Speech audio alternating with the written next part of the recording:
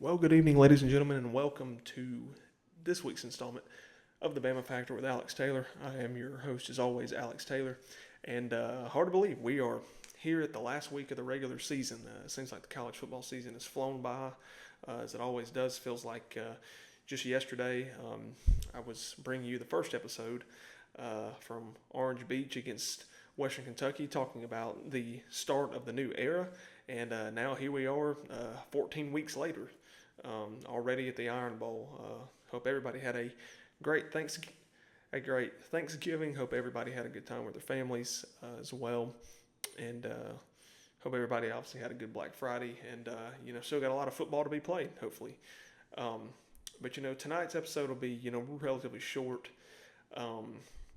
Just kind of hit a few of the high points. Obviously, a disappointing game last Saturday. I'm not going to address it too much. Just flat out got out coached, outplayed. Jalen Milroe played his worst game of his career. Obviously there was just no game plan. There was no adjustments made, and questions are being asked. Do I think that we need to jump on the board and say Kalen needs to be fired? No, but I do think you have to ask questions about his coordinators, though, especially Nick Sheridan on the offensive end. I'm not a Nick Sheridan fan. I'm not a fan of his play calling. He's very inconsistent. But you've seen this year when Kalen DeBoer's taken over the play calling, how smooth things have gone. When Sheridan has it, it's very inconsistent. It's very wishy-washy. It's not natural from that standpoint. Kane Womack failed to make adjustments after having a couple really good weeks of really calling good games on the defensive end, and now you lose your signal caller in Deontay Lawson. So it's going to make things a lot harder. Injuries have plagued the Tide this year, especially on the defensive side. But that's just something that you got to deal with. But I think questions have to be asked, especially on the offensive side of the ball. I think you got to get a better offensive coordinator for next year. I don't really want to see Nick Sheridan back next year. I really don't. Change has got to come, and it's got to come quick, for that matter. But like I said, last Saturday, very disappointing. Put a real damper on our playoff hopes. And we got to have a lot happen. First and foremost, we got to go take care of business against Auburn, and then we got to have some things happen.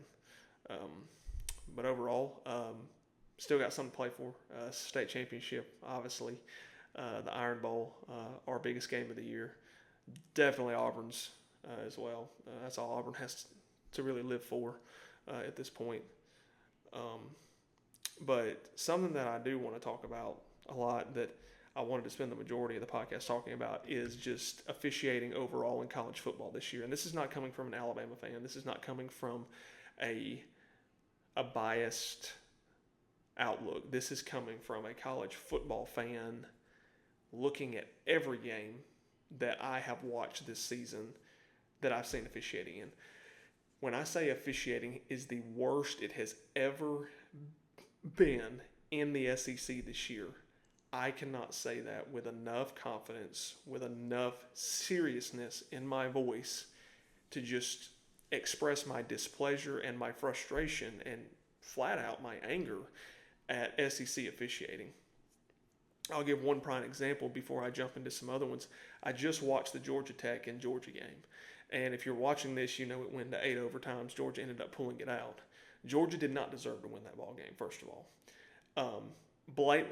Blatant targeting call on Dan Jackson that was completely missed on Georgia Tech's last drive. That resulted in a fumble, and Georgia tied the football game. A pass interference call that should have been offensive pass interference, obvious. Also a pass interference on a 4th down and goal in the end zone was not a pass interference, got completely bailed out. Holding calls that were missed all night long. I mean, they just continue just to bail teams out.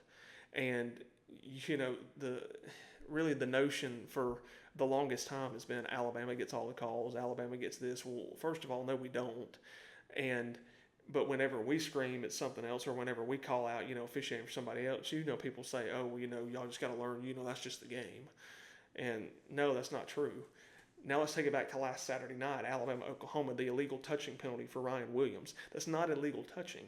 That that by far was a predetermined call by that officiating crew, because you have to make that call at the line of scrimmage. Ryan made himself known at the line of scrimmage. He was not covered up. C.J. Dupree was the only ineligible guy there. Also, Caleb Odom was off of the line. He was ineligible as well. He didn't make himself known. But Ryan and Jeremy made themselves known to the official, to the line judge, and he gave them the thumbs up that you're good. All right? So then you take away probably the greatest catch that we've ever seen this year, and you say it's illegal touching, and you throw it as he touches the ball. That has to be a call that is made as soon as they're lined up, or either it's an illegal formation. But it wasn't. You gave him the okay. That's not illegal touching at all. And it was explained by several former officials. The rules expert even said it was the incorrect call. Kurt Hershey said it was the incorrect call. Everybody from every other conference is even saying that's a bad call. That is the incorrect call, and it really is. And just overall this season, the targeting system is totally broken. You have guys who are form tackling and who are just really being aggressive and who are physical football players, and they're tackling, and then you're throwing a flag on them, then kicking them out for targeting. But then you have guys who are blatantly lowering their head, launching themselves with their body towards the head or neck area, and then you're throwing a flag and reviewing it and then say it's not targeting. It's completely broken. Why throw the flag if you're not going to? And I know that they tell them, when in doubt, throw the flag. But if you're going to throw it, you need to throw it with conviction. You need to throw it to say, oh, well, I have conviction that he actually targeted. Half of these guys don't even know. And then I hate when the booth initiates it. I hate that. Even if it's in Alabama's favor. And again, this is coming from an unbiased college football fan. All right?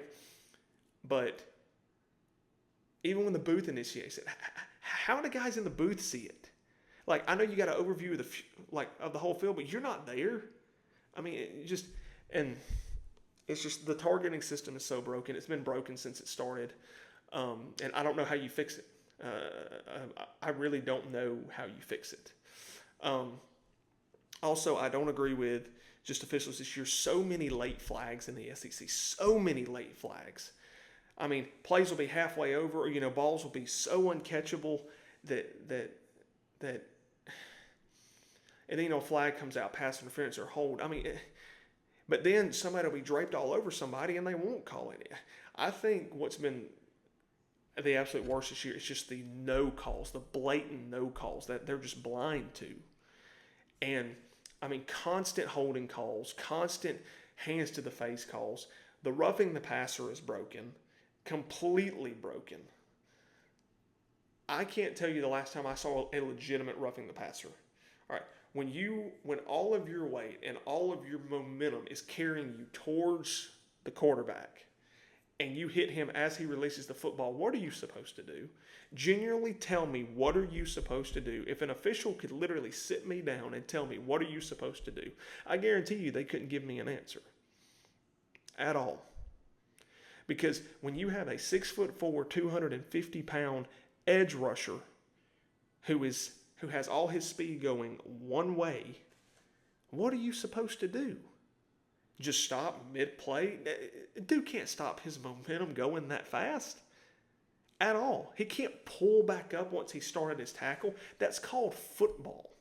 That's what it's called. And even if it happened to Alabama and they called a roughing the passer. Now, am I glad that we got 15 yards? Sure, any fan would be. But do I think it's right? No. Because if they hit us legitimately, now I can see if he releases the football for 3 seconds and then a dude just clubs him, or he hits him and he just lays him into the ground. That is roughing the passer. That's the technical definition of roughing the passer after the ball has been released for at least 2 seconds. All right? But if you're stepping into it as they throw, that's a football play. They're trying to affect the quarterback. They're trying to sack the quarterback. You're taking that away from guys. And that's just what's so frustrating, because these players are playing the game the right way and they're being penalized for it. And several of these crews need to be officiated. Jason Autry never needs to touch the field again. The crew that officiated Alabama, Oklahoma never needs to touch the field again. The crew that officiated Georgia, Texas never needs to touch the field again. Because you overturned a call because fans threw trash on the field. And then that started a trend. LSU threw trash on the field. Then Tennessee threw trash on the field.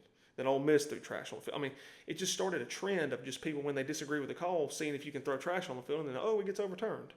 But that wasn't pass interference.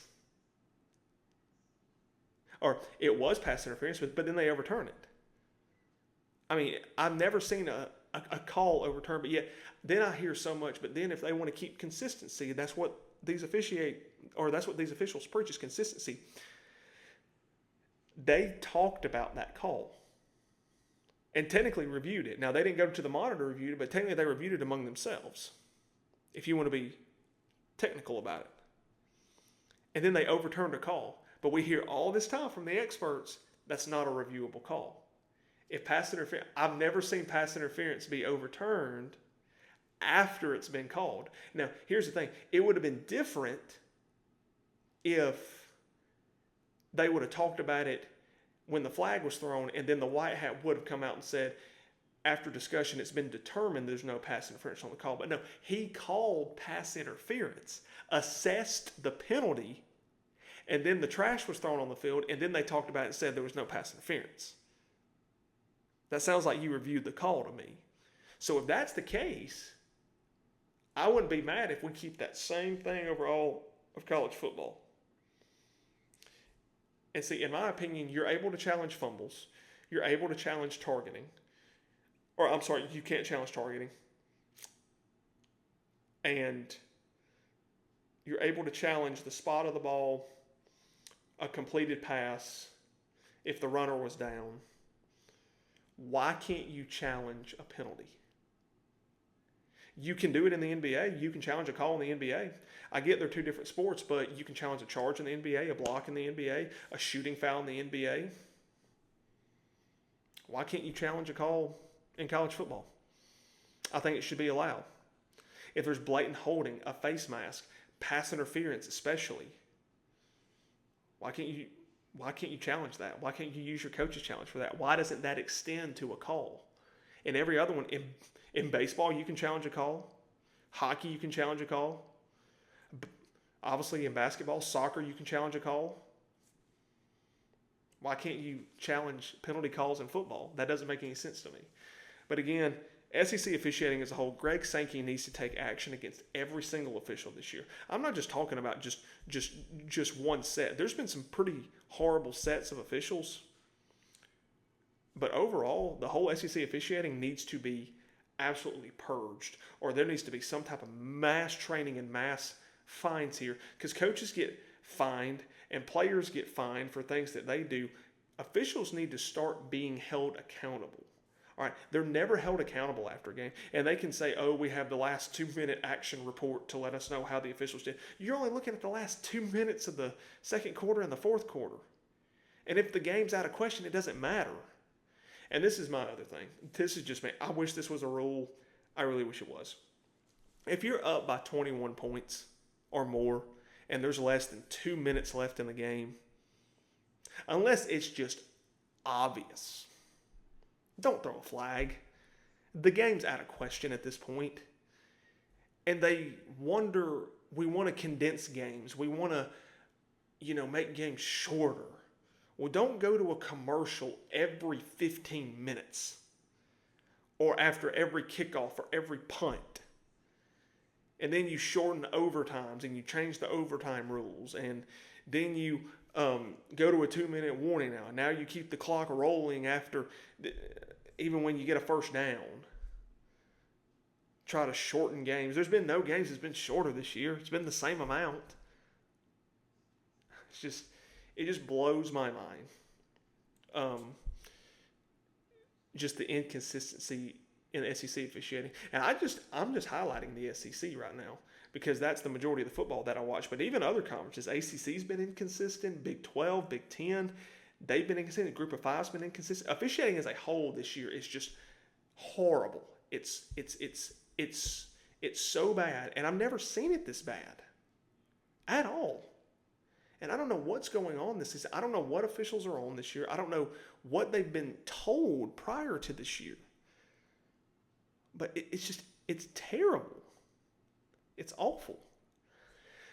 And they need to start being held accountable. I think you need to start rolling out fines for officials. I think coaches should be able to voice their frustrations against officials.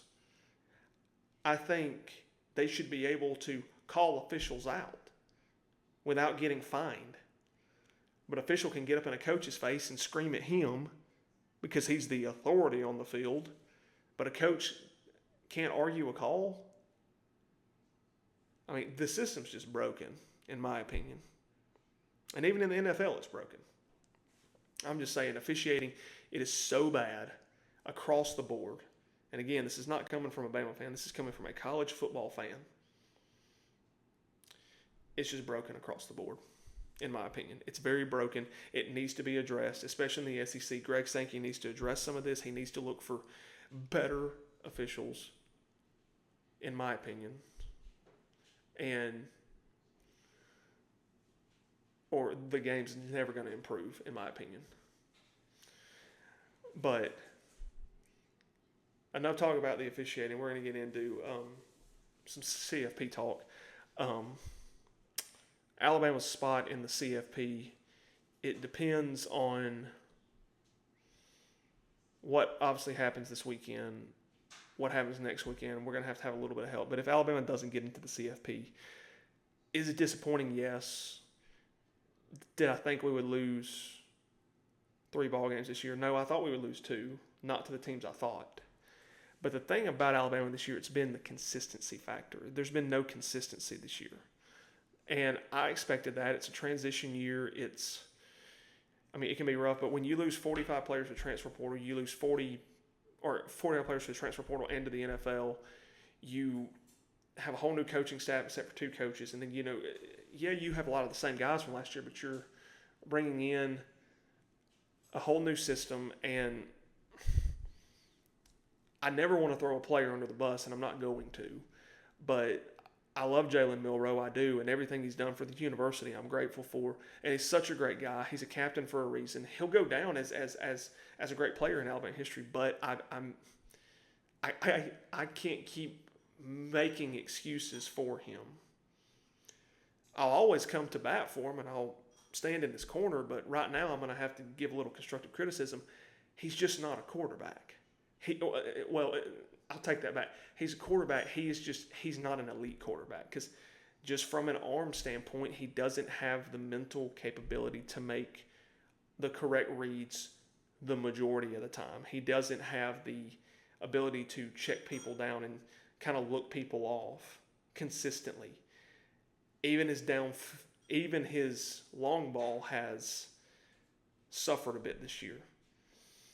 He's still overthrowing people, underthrowing people, throwing behind. And it's just, this isn't the system for him. And DeBoer, I've been saying, doesn't have his system quarterback. I knew Jalen was going to improve. And I do think Jalen's improved in several categories this year. Don't get me wrong. I do think he has. But overall, I think rolling into next year, you're going to have a system quarterback either in Ty Simpson, Austin Mack, Dylan Lonergan, and Keelan Russell, or if Bama decides to land one out of the portal. I think those are your system quarterbacks for DeBoer, because if you look at what Penix did, Penix wasn't necessarily a runner. Could he run? Yeah, he could take off if he had to, but obviously he didn't run that much at Washington. He was that gunslinger. That's what DeBoer needs in his system. It's a gunslinger. And if you look at Keelan Russell's high school tape, he is a gunslinger. If you look at Ty Simpson, he's a gunslinger. Austin Mack, same thing. So I think when he has his system quarterback, it's going to be interesting because I think they've had to simplify the offense for Jalen, because I just think there's so many complex things for Jalen. I just think he's not built to grasp advanced concepts, advanced reads. I mean, there's a lot of one-read stuff in Jalen, and you can see that last week. He telegraphed a lot of his throws. But anyway, I'm getting off on a tangent there. But overall, there's a lot of positives to take away. And, the season's not over by any stretch. But obviously, there's some things to correct going into next year. Alabama's obviously bringing in a good recruiting class, early signing day next week. Excited about that. We'll be bringing you a podcast on that, as we always do. Like I said, super excited about it. Just the recruits that are coming in. We have the potential to flip a couple more. There's a couple that are on flip watch right now. From other schools. LSU's imploding right now. LSU's losing guys left and right. have the potential to get one from LSU. We're going to keep you up to date on that. But overall, there's still a lot of positives to take away from this year. And yes, I've been frustrated with a couple things, especially in our 3 losses, how we lost. But in the wins, we've looked unbeatable. And, he still had a better first season than Saban did. He's had a better first season than the majority of Alabama coaches did. And they can say, oh, well, Saban didn't have the talent he did. And yes, that's true. I do agree that's a valid argument. But it's also a different age. It's a different era of football. Saban didn't have the transfer portal. Saban didn't have NIL. Now, granted, he didn't have the talent that DeBoer was left, but also the playing field was a little more. You had your top here, and then you had your bottom here. Now with NIL and transfer portal, everybody's kind of even now. I mean, like, you're even seeing these. I mean, like, Georgia Tech used to be a middle of the pack, lower tier football team. Now, they're 7-5 this year. They went 8-4 last year. Georgia Tech is rising. You used to never hardly ever see like big top 10 upsets of like unranked opponents. It was always blowouts. But now these teams are becoming, through the transfer portal, they're becoming more and more even across the board. But like I said, Alabama still has a 37% chance to make the college football playoff. Like I said, a lot of things got to happen. We got to cheer for South Carolina. Need to cheer for Purdue, which is going to be hard because I just don't see Purdue beating Indiana. We need to cheer for, obviously need to cheer for Georgia Tech tonight. Again, got screwed out of a win against Georgia. But need to cheer for Vanderbilt tomorrow over Tennessee. In the conference championships, you've got to cheer against Boise State. You need to cheer for Syracuse tomorrow. You need to cheer for Cal tomorrow over SMU. Just there's a lot of things that are really going to happen. And the question I want to ask about the CFP is, what if Texas A&M beats Texas tomorrow? Texas has 2 losses and then they don't go to the SEC title. No quality wins either. 0 ranked wins. What do you make of Texas at that point? If Texas A&M were to win tomorrow. But either way, control what we can control, and that leads us into the last segment, the Iron Bowl. This is, without a doubt, the biggest game of the year. Always is something that every Bama fan, every Auburn fan looks 365 days. They look forward to it for the whole year. You get bragging rights for the state. You get the we beat you for a whole 365 days. No matter how you win, no matter how you get it done, you get the bragging rights for that. And this is a rivalry so intense that it's made some people do some crazy things. Now, do I agree with the crazy things? No, but it's just kind of the beauty of college football too. And anybody else that says this rivalry is not the best, and not just college football, but in just all of sports, is probably on drugs. If I had to say so, because this game has produced some of the best moments in college football history. When you look up videos on YouTube of the best moments in college football history, almost 50% of them are Alabama-Auburn. Auburn's had some great moments. I'll tip my hat to them on a couple of the moments. 1972 punt Bama punt. They made us punt. We were punting twice a day, and they blocked each of them and took them in for touchdowns. And those were their only touchdowns of the day. But special teams, they made the difference. 1982, Bo over the top. Obviously over the top of the goal line where he really dove over the whole pile, and Auburn won. Then you had 2010, the comeback, down 24-7 or 24-3, huge comeback for them. 2013 kick 6.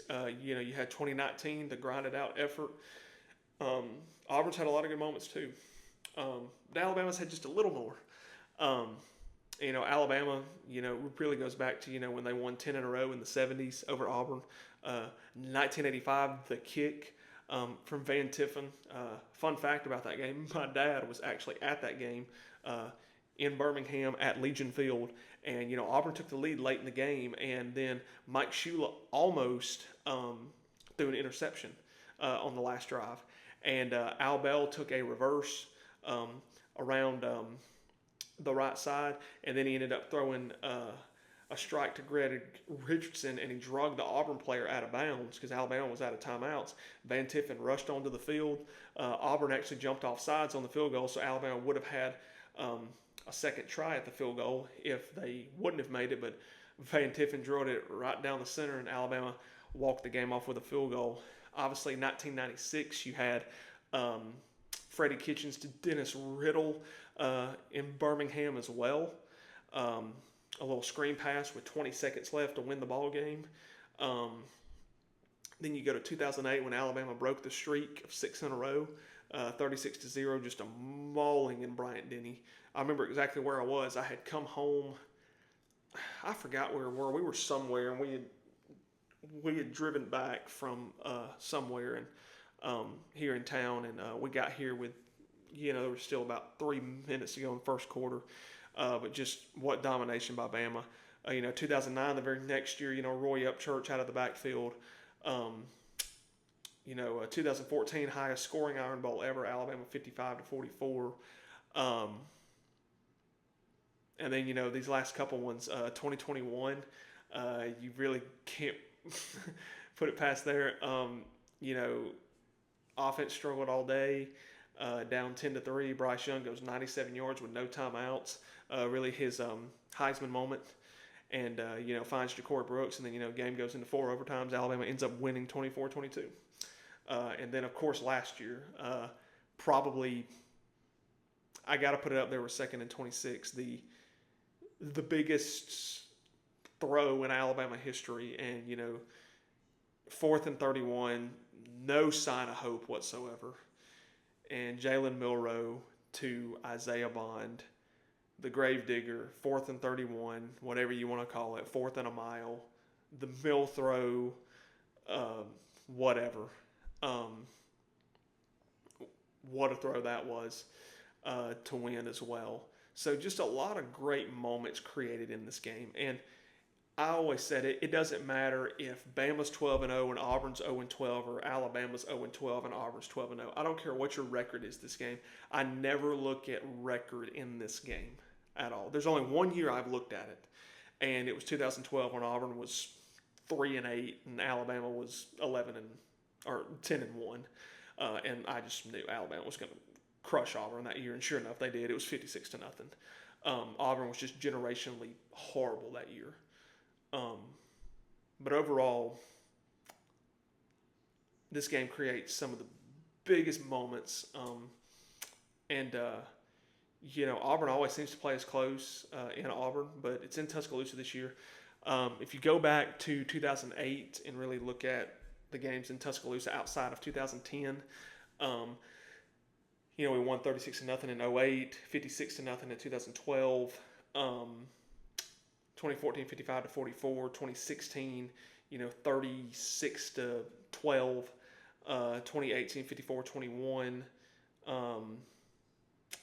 or 52-24, I'm sorry, 2020, 42-13, 2022, 49-24, or 27. So if you just look, Alabama seems to never really have trouble with Auburn, Tuscaloosa. Now, I'm going to knock on wood there, not trying to jinx this, but just usually in Tuscaloosa, it's just usually a little bit of a different story. But Alabama coming into tomorrow, at this point, you are playing for pride. It's your rival, last home game of the season. It's senior day tomorrow. It's, these guys who have really helped continue the standard and, really built a foundation for the next wave of guys that are coming through. These seniors, it's the last time that they'll ever play in Tuscaloosa. It's the last time they'll ever get a shot to put on the Alabama jersey inside of Bryant-Denny Stadium. So it's special. The Iron Bowl is always special. Alabama has the potential to get their 52nd win of the series tomorrow as well. So that's always something to look forward to. But this Auburn team kind of caught fire in the last couple of weeks. They're 3-1. Started off the season, not too hot. Um, but uh, Auburn's kind of shown some signs of life. They come off of a big win last week against Texas A&M, 4 overtimes. Um, and they got a little bit of life. And again, it's the Iron Bowl. This is your rival. This is the team that you want to beat more than anything. They got some good guys on the defensive side, and Eugene Asante is very good. Jacob Falk is very good. They have some good guys inside as well. Some good corners. On offense, offensive line's kind of been struggling all season, but they've really picked it up these last couple of weeks. Peyton Thorne's shown to be inconsistent, but can still make throws as well. Jarquez Hunter, probably one of the best tailbacks in the SEC. Very hard runner, very hard to bring down. Jamari Alston, also a very good speed back. And, they got some good wide receivers. Cam Coleman really kind of starting to come on, show why he was a 5-star. Keandre Lambert-Smith, very reliable guy, has been probably their best receiver all year long. It's just, there's going to be no holes barred in this game. Trick plays, formations. You got a whole week to prepare for these guys, and it's just going to be interesting. But at the end of the day, I hope that talent is enough. The environment is enough as well, because Auburn players have definitely made this game. I have a feeling it's going to be chippy tomorrow.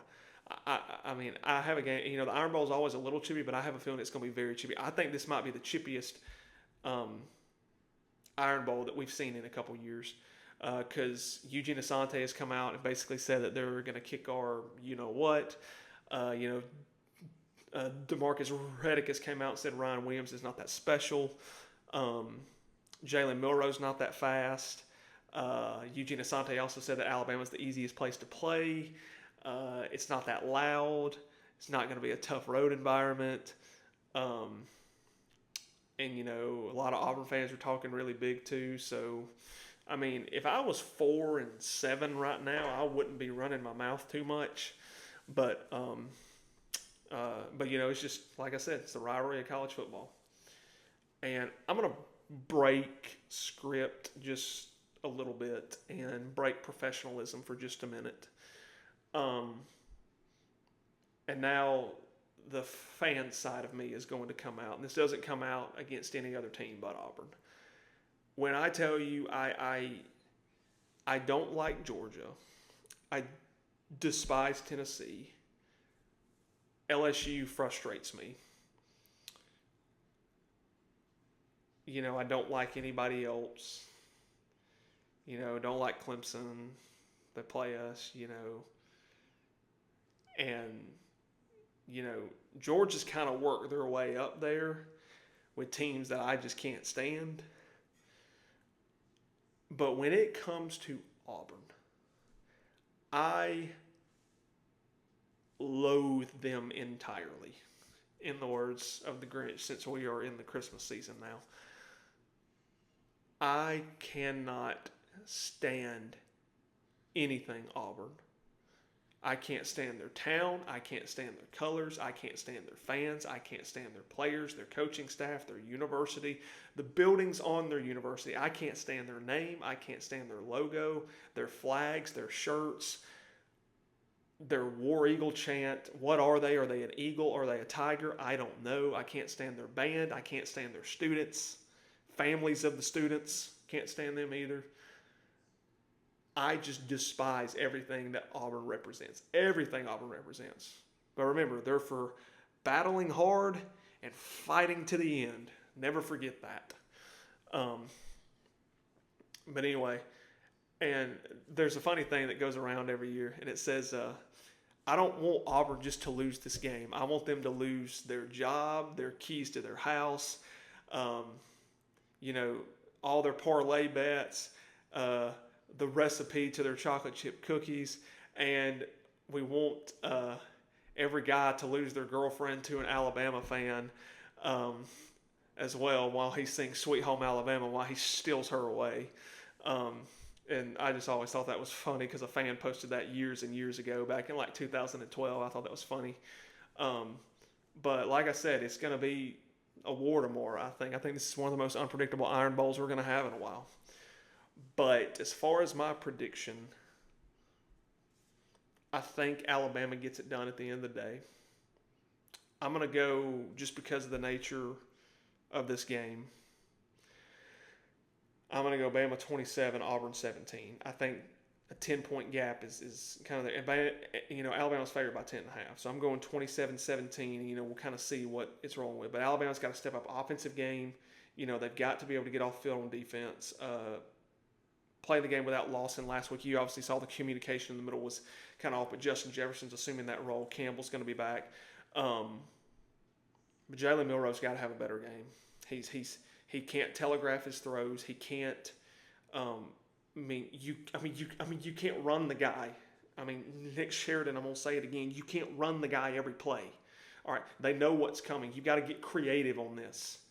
All right, use the creativity that we saw against LSU or Missouri or Georgia. Go back and look at your offensive game plan against Georgia, one of the best defenses at the time.